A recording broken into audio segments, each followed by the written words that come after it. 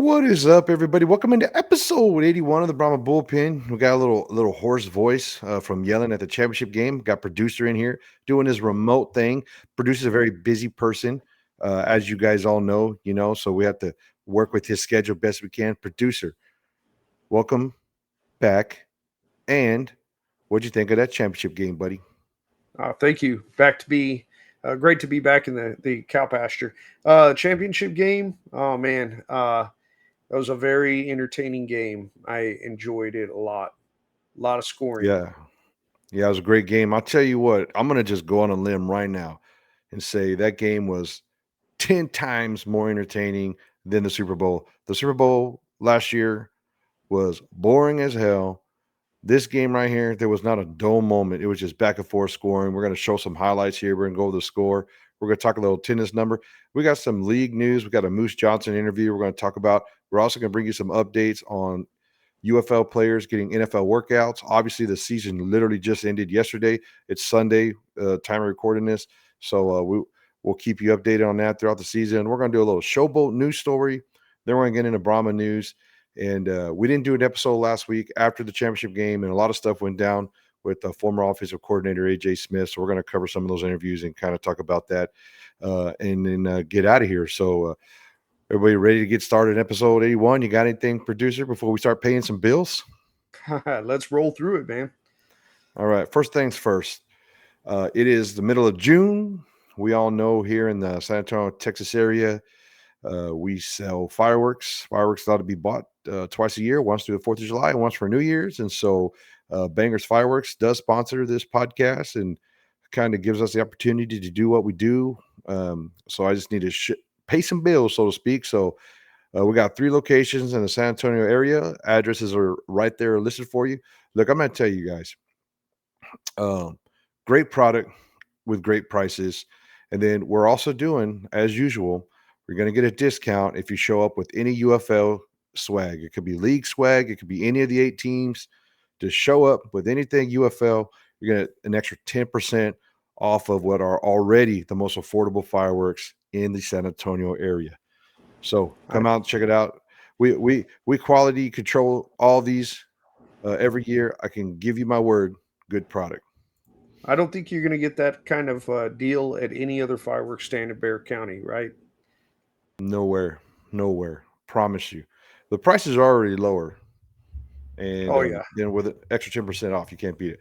But man, the championship game, very entertaining game, 58-34.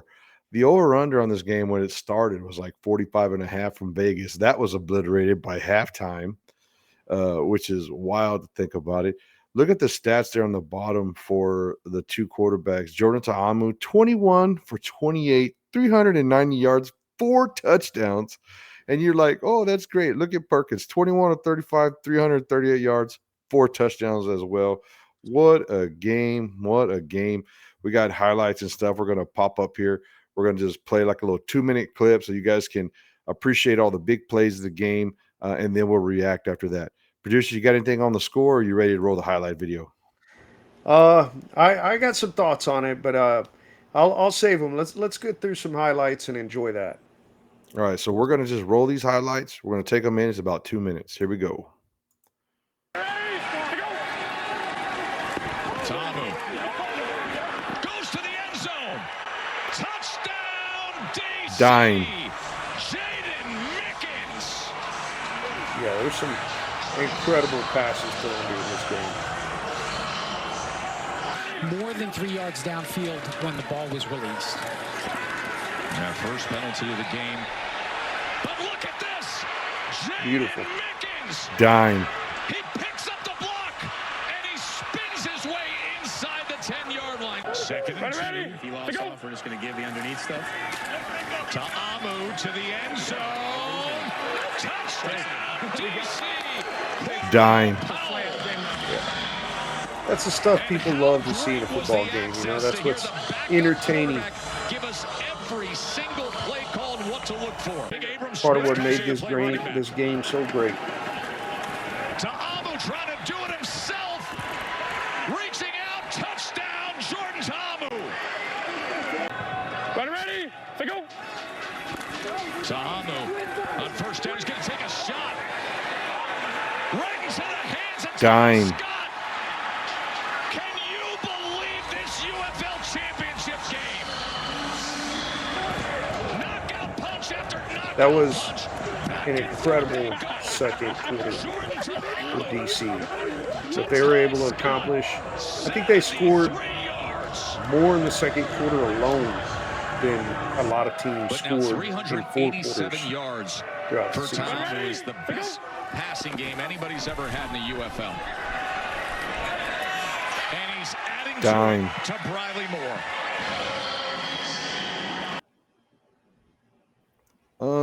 Unbelievable game. And to Yeah, your point on the second corner, 31 points DC scored in the second quarter alone. Absolutely crazy.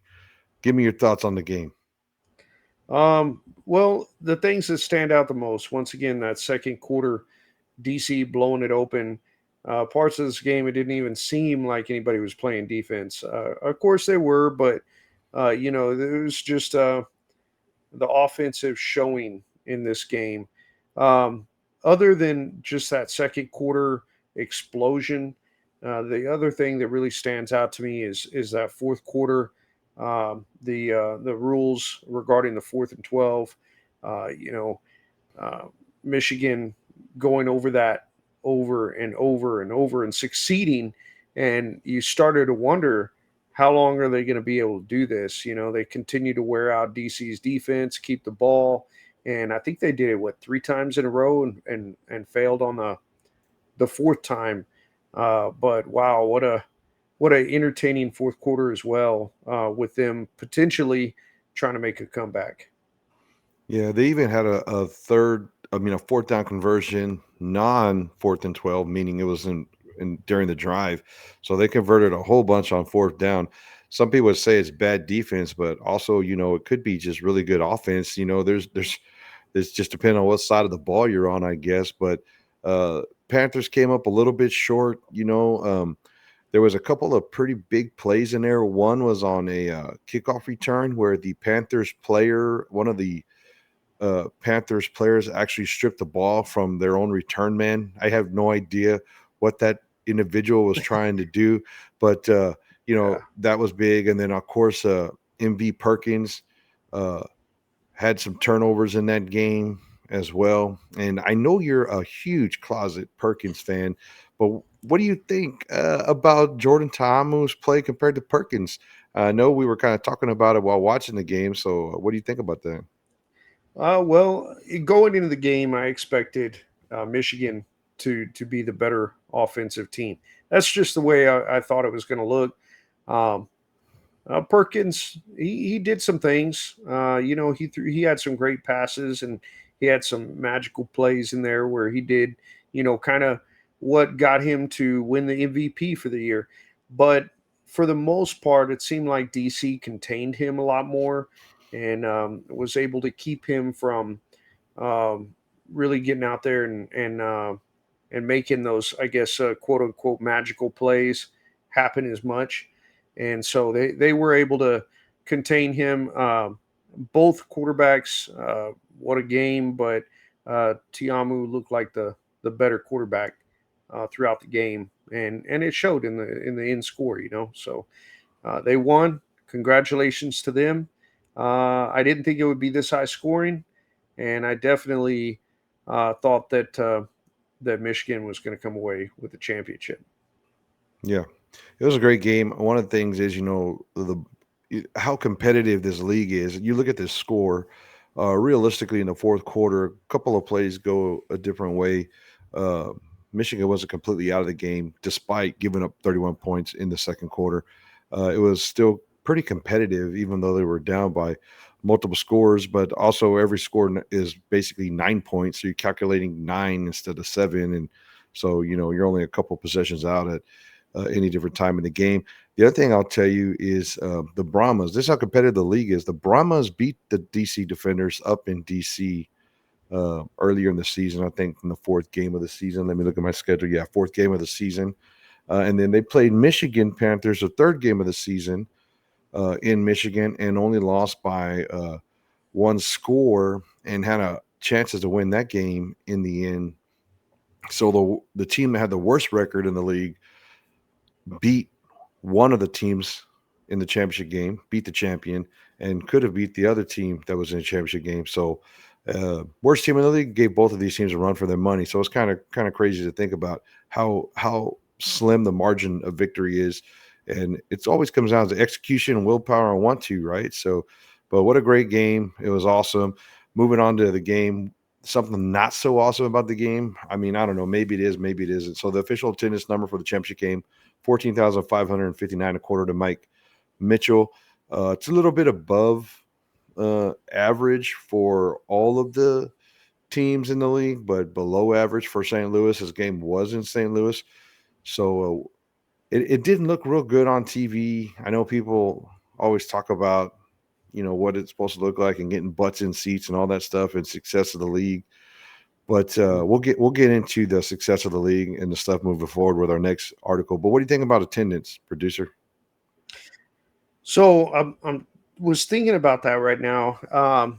It's not as good as you're hoping for, but it's definitely not worst case scenario. I mean, that's not a for a UFL game. That's not a horrible attendance number, but then again, it is a championship game.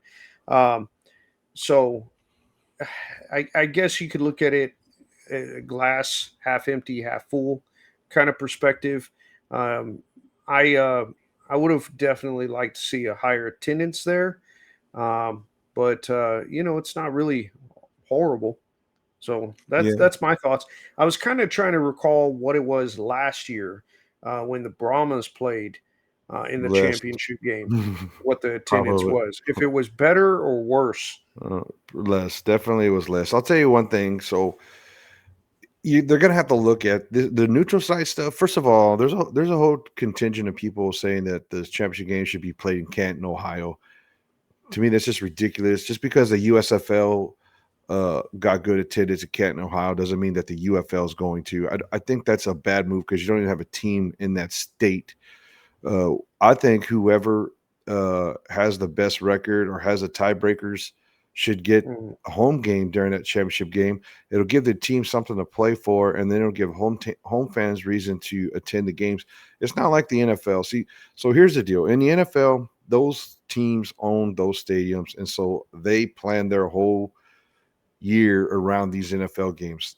The UFL does not own stadiums, so you can't just have some stadiums uh, just have a date holding for these championship games. I'll give you a good point. This past weekend, if the Brahmas had been fortunate enough to make the championship game, we wouldn't have been able to play in the Alamo Dome because there was a Shakira concert in the dome. And that's like a mhm. sellout 60 something, 70,000 people event where we wouldn't have been able to play in the Alamo Dome either. So I understand the need for advanced scheduling on these things and finding the dome that's available or the stadium that's available. But it's it's just something that the league's going to have to figure out over time. But in my opinion, the best thing to do is to have the game in this home team stadium that earns home field advantage to the playoffs and figure it out. But I know that that's hard because of the randomness of who it could be, who it might not be. Oh, and by the way, producer, did you see that they had to cancel the Shakira concert because of structural issues? I didn't see the reason it got canceled, but I saw that it was canceled. Yeah. Structural issues, huh? It was structural issues, but it wasn't the Alamo Dome. It was her stage, and this is evidently the third time that she's had to have a concert canceled. They must got some real shoddy welding going on in her stage or something. Right.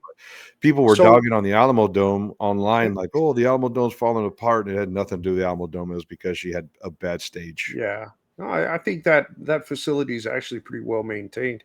Um, but just on a side note, so while I was sitting here, glanced at the 2024 listed attendance is actually much higher. Is at 27,000. However, that was tickets purchased. Obviously, there wasn't 27,000 people there. There was a lot of people expecting St. Louis to be in that championship game last year, and so this year, I'm sure people were much more hesitant to see who made it. Of course, St. Louis fans were hoping their team would be in it, but I think maybe about the same amount of people as far as what it looked like in the dome, maybe less, but definitely a lot less tickets sold. Yeah, man, that's interesting. Thanks for looking that up. Just so you know, the 14,559 is also tickets sold, but so they Yes. sold a lot more tickets, but it's still there wasn't very many people in there, right? Yeah. Let's get on to talk a little bit about the health of the league. So, Daryl Johnston, this is an article from UFL News Hub. Mark Perry, he's just recanting an interview that Daryl Johnson had on the fight with Kara Aker and company. They're basically talking about the league's future and NFL prospects and player prospects going to the NFL and the strategy for the UFL. So it's pretty interesting to see. This is the over in green is an actual quote from that interview by Moose, and he basically said that they know that there's a developmental component of the league and a feeder league type of mentality, but that's not how they look at themselves. They look at themselves as a standalone professional league that plays its games in the springs and it produces a good quality style of football. And some of the guys are able to make it to the NFL, but some guys don't. And people are all there because of the love of football. So it's interesting to see. Um, and I'm very happy from my perspective to continue to hear that, hey, we're a separate professional league. If our players can make the NFL, great. If they can't, we people play down here because of love of football. And so it's kind of given into the league strategy and stuff moving forward. And I'm going to pop up this other graphic here. So these are the reports. This was pre-championship game, post-conference championship games. So basically, not all of the players have had the opportunity to sign with or get workouts with NFL teams. But this is just a list of what we know now. We're going to try to keep track of that. Follow us on social medias at SA Brahma Bullpen across social medias, also United Football Media. And if I forgot to mention that, this is the Brahma Bullpen on behalf of United Football Media from the Cow Pasture. Sorry about that. But just some players here that got workouts. You can see San Antonio is actually leading the list, right? Which is also crazy to think about. Team with the worst record in the league currently is a team that has the most players getting workouts for NFL rosters. Obviously, this doesn't count the teams in the championship game because they were still playing, while San Antonio, Memphis, Houston, Arlington, St. Louis were all kind of chilling at the house. But Jashawn Corbin led the league in rushing. Garrett Nelson, we've talked about him a few different times on the episode. He was Coach Chris Acuff's one of his favorite D linemen. Cam Lyons is the long snapper that came on. If you remember the destroying episode where they basically fired the long snapper and they brought on Cam Lyons. Sean Fresh, he signed, I think he only played 3 games. He signed towards the end of the season, but played a lot of ball those last few games of the season. And then Gurman, I don't really recall seeing him on the whole field a lot, so he's probably the one player that I don't have a whole lot of insight on. But pretty neat to see Brahmas getting NFL opportunities. What do you think, producer, about that interview and the NFL opportunities? Mm-hmm. No? Okay, no comment? Oh, well, as far as these guys getting signed, sorry. No, Not I mean, signed, I'm happy workouts. for them. Not It signed, goes to show workouts. you. It goes to show you that you know the Brahmas had a lot of good players. It wasn't just talent on the field. You know, there were a lot of other things that contributed to the season, but they definitely had some really good players. Yeah, just I don't know if you were able to hear me or if we were kind of breaking up a little bit, but these are workouts, not signings. So none of these players are reported on any of the teams they worked out for. Oh, forgive me. Yeah. So on to more league news. So this is an article that came out June 5th. So like I said, we didn't do an episode last week. I was traveling for regular work and producer. Well, there's no excuses for producer, but that's a whole nother thing. I thought But I got fired. so this Memphis commercial appeal by Jonah Dillon. He's a writer in the Memphis area, and he's talking about the Memphis Showboats, and basically he's saying 2 things. One, the only reason why Memphis has a team is because FedEx founder Fred Smith and his family want football there, and so they're kind of the ones that maybe did some backroom dealing, like, hey, once you get established, we're going to buy the team type deal with the UFL. Who knows? But the Showboats were the worst team in the league as far as attendance goes. They missed the playoffs both years. They've been pretty much towards the bottom of the league since the merger. And so the tickets are low. The team isn't doing well, but they're still talking about Memphis coming back only because of FedEx's involvement and willingness to help financially support the team in the league. What do you think, producer? Do you think the potential of a Fred Smith FedEx founder purchase of the team is enough to keep a team in Memphis with their poor performance and poor showing at the gates? I think when enough money gets involved, anything's possible. There has to be some type of understanding or deal, handshake thing, whatever it may be, for the Showboats. As bad as their attendance was, as poor as it was at some of these games, what was it? I think as low as 2,000, 2 or 3,000 at a few of the games. For it to be that low and for there to be absolutely no discussion of relocation or changing anything, there has to be something in place that's serving as a strong incentive other than what normally would be, which would attendance and attention and fans keeping the team there. There has to be something else. Yeah. Yeah, we'll see what happens in the future. I don't think they're going to go anywhere. There are talks and rumors of relocation. So we've heard about expansion. The league actually started taking RFPs for expansion already. They actually asked Danny Garcia and Russ Brandon up at the championship game about that. There's stuff out on the internet with that where they said they're still going to look into it. So there's still a possibility of expansion, but then there's also rumblings about relocation, right? So we'll just keep an eye on that throughout the season as news happens.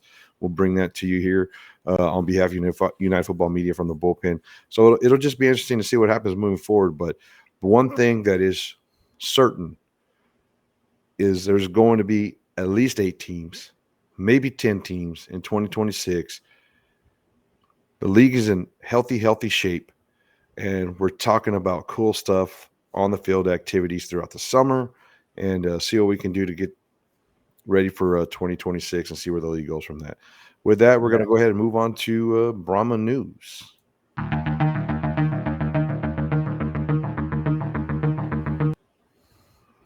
All right, so Brahma news is not football related news. Brahma news is more of like the soap opera Dallas, but in this case, we're going to call it Arlington because that's where the headquarters for the UFL is. So this is the new soap opera called Arlington. And since we don't have on the field news to talk about the Brahmas, we're going to talk about one of the significant stories throughout the season. We've talked about it multiple times on this channel and on behalf of United Football Media, but AJ Smith controversy. Okay, so a couple of things. AJ Smith did an interview with Matty Fresh. We got a couple clips from that interview that we're going to share with you. But the big news leading up into the conference championship games were not about the teams, not about the conference championship. The San Antonio Brahmas and AJ Smith took the center stage as AJ Smith went out there, got on the internet first and gave his side of the story as why he left the Brahmas. So we'll let you hear the video so you can hear the words from his own mouth. We'll play those in a minute. But basically, he said there was non-football players making football decisions, i.e., the general manager, Mark Lillibridge, is who we assume he's referring to. Also, it has to do with players, who the quarterback is. A.J. Smith wanted A.J. McCarron. Evidently, he feels like Mark Lillibridge directed the team and said, hey, you're going to play Kellen Mond whether you like it or not. I can see the league trying to play a hometown guy to help drum up fan support. And, that game one, that first game we had on Sunday, did have over 14,000 fans in the stands. So maybe it did help, but, other than that, not getting any other home games to start the season and the record being bad, who knows? But it's pretty interesting. AJ says he was lied to, felt misled. He wasn't very happy that Peyton Pardee was named the interim head coach. He kind of said that he felt like he was under the understanding that Coach Will Reed was going to be the interim head coach, or maybe he wanted to be the interim head coach. Yeah, so a lot of drama from this Matty Fresh interview. Do you got anything to comment on before we listen to the videos? Nah, let's go ahead and roll him. Let's listen to him. All right. Well, here is video one. I love Wade Phillips. Okay. I love him dearly. Wade Phillips' defense plus me and the Mike Leach offense equals 15 wins the last 2 seasons and an XFL championship. Everyone knows Wade Phillips was battling illness. In training camp, he was probably only at one practice coaching on the field. All these ideas of change came from one person that wasn't even a coach. So week one, this person who's now kind of the undercover boss decided it was best for a 28-year-old assistant receiver coach, which half our team is older than this coach, okay, to be our acting head coach. This is week one when I'm still there. And lied to my face it was going to be Will Reed. And our players are down on the field going, what the hell? Where's our leaders? Both our coordinators and head coach? Like, it didn't make sense to anybody. And they covered this and lied for this agenda. And, I tried to stick it out for another week. More lies continued to pile, and it was just time for. Okay. So, first of all, let's get into this. We were at game one up in Arlington of the season, and we were all asking ourselves the same question. Where's Wade Phillips? Where's the coaches on the sideline? AJ Smith was in the booth. Wade Phillips was up in the booth, and so was Coach Will Reed. So the only players that were on the sideline were position coaches. So all of that is true, and we had a lot of the same questions. What are your takes on AJ Smith's comments there? Just on his comments overall, I just think it's kind of there's two sides to every coin, so it's hard to get a true gauge on things because we weren't in the room for a lot of this stuff, and so I'm not really sure, but I would have liked him to perhaps have other type of comments or have a different viewpoint than what he shared. Okay. So when I ask you what your thoughts are about it, your answer is I wasn't in the room and you wish AJ had a different thought to share. So you actually don't have an opinion on this?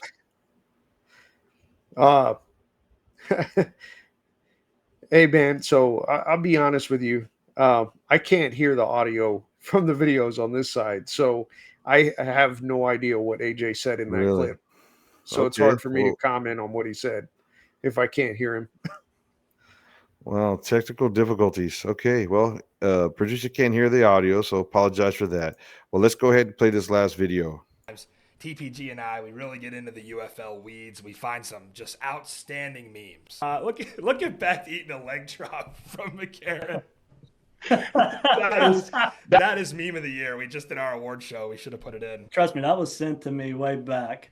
And what's funny is there's a lot of truth to that photo. Me and AJ were talking. We got on the phone for an hour and created the whole playbook that we're going to run this year. Unfortunately, was told and shut down because we were told, we have our quarterback. And, also was told that we can always go get AJ if something happens. And I'm like, that is not how football works. Just to paint a picture of what I was dealing with. Okay.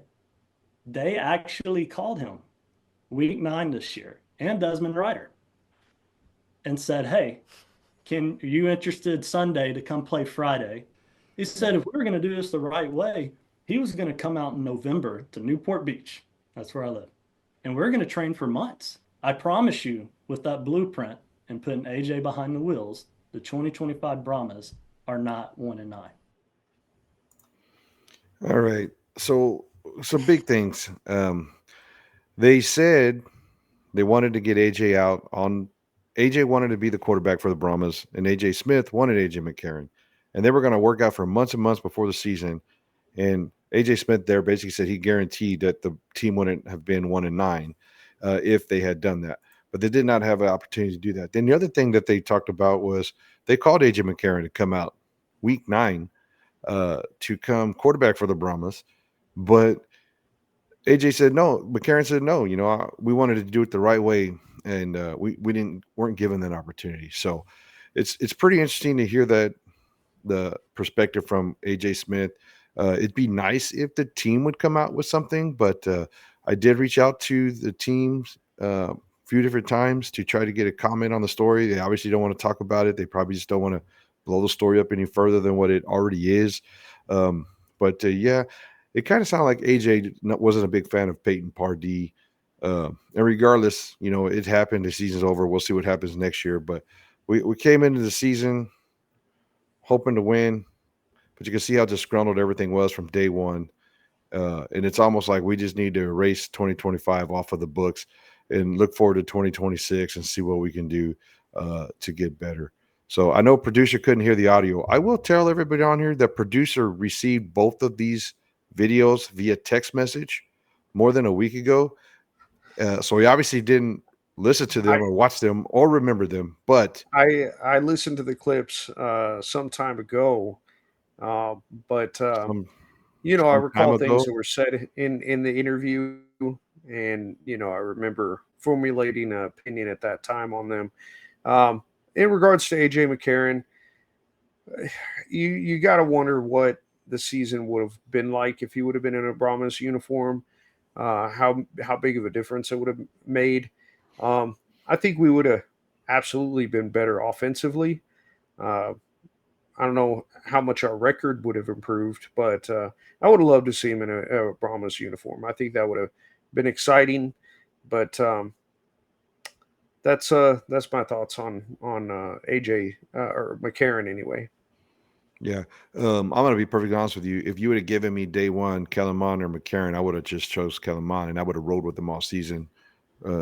So that's just me. I didn't want to see crybaby McCarron down here. But what did I want to go 1-9? Absolutely not. But I would have still chose Kellen Mond day one, not knowing the future and being able to see anything. But that's just my opinion. What do you think about AJ Smith walking out of the team basically without telling anybody, having uh, players show up looking for him the next day, and he's just gone because he felt like he was being mistreated or lied to? What do you think about that? I don't think it's the best way to go about things. Now, that's what I was trying to say earlier, reflecting on some of the comments that he made. We don't know exactly how things went, but um, just based on kind of hearing what happened, I think that he went about things the wrong way. Uh, that's my opinion on it. Yeah, you got to be a professional. We don't know everything that went down, obviously, but you make a commitment, you should fulfill that commitment. But that goes both ways, from the general manager to the coaching staff, from the coaching staff to the players, and from the league to the team, and from the team to the fans. Everybody's got their own role to play here, and not one piece of this train known as the UFL, the San Antonio Brahmas, can exist without the other. The fans are needed, the players are needed, the team is needed, the general manager is needed, admin's needed, the league is needed. So it's a giant web of people that have to fulfill their responsibilities and their obligations for a 10-week season. And obviously, there was some miscommunications, some things that weren't handled just right. And we're just going to leave it at that. As news comes out during the off season, we'll definitely try to share that news with everybody. Watch us on social media. I don't know how many more episodes we're going to do with the season being over. Might be a little bit sporadic as you're coming through. So just keep an eye on United Football Media YouTube channel, the SA Brahma Bullpen YouTube channel, and we kind of went over some of our end of the season stats in the last week's episode. So if you want to go back and see kind of like a recap of what we were able to do, jump back over there to episode 80 with that producer. You got anything you want to say as we're walking out the door at the end of the 2025 UFL season with DC Defenders winning the championship? We have our first XFL conference champion of the UFL, DC Defenders. So congratulations to you guys. We like to talk smack to DC people throughout the season, but right now we're going to just say, hey, kudos, man. You guys worked your butts off. Congratulations. You got anything, producer? Good to see the balance in the league that XFL team got at this time. Um, but all I'll say is that you touched on it earlier. There's no question about the stability of the league. Uh, we as fans, we can rest assured and just look forward to next season. And so let's follow closely, see what changes are made, see what personnel they bring in, and before we know it, it'll be time again to start getting excited for more Brahmas football. So look forward to it already. And the bullpen will be back. We will be producing content starting towards the end of fall next year as camp comes up, signings come up. We will be putting out information on players we see getting NFL workouts. And if any Brahmas make the NFL, we can try to bring that information to you. With that, we're going to end it like we always do. We're going to see you again. Let's get out of here with a nice horns forward. Let's go Brahmas, baby.